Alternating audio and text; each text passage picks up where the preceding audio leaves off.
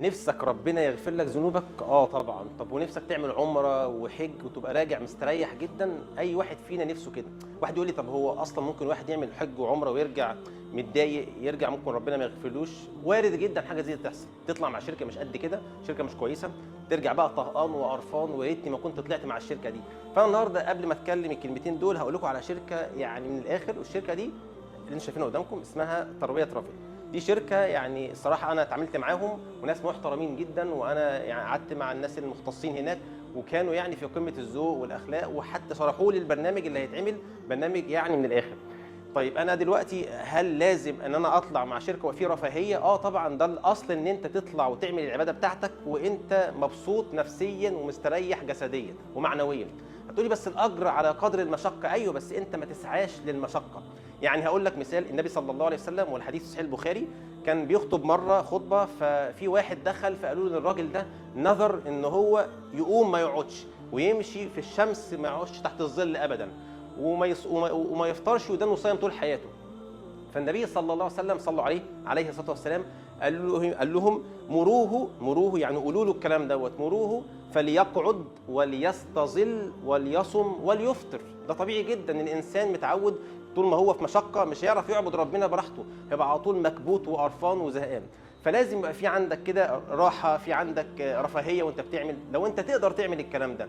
هتقولي بس الاجر على قدر المشقه. ايوه انا معاك في الحته دي، ولكن ما تسعاش للمشقه. لكن لو وجدت مشقه وانت بتعمل العمل فبتحتسب المشقه دي قدام رب العالمين، يا رب انا بتعب عشان خاطرك يا رب، فربنا ياجرك على كده.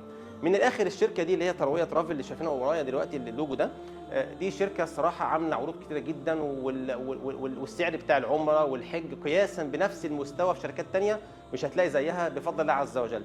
وعندهم كمان عمره بالتقسيط، يعني مش مثلا انت تملك 40 50 مش معايا الفلوس دي، طب مش معاك عادي جدا، ممكن تدفع 50%، هم بيقبلوا حاجه زي كده، والباقي على مده سنه بتدفع اقساط سنويه. والعجيبه ان هي بدون فوائد، يعني ما فيش حاجه ربويه ولا شبهات ولا اي حاجه، زيك زي اللي دفع كاش بالظبط، وهتقعد في نفس الفنادق وحاجات قريبه من الحرم.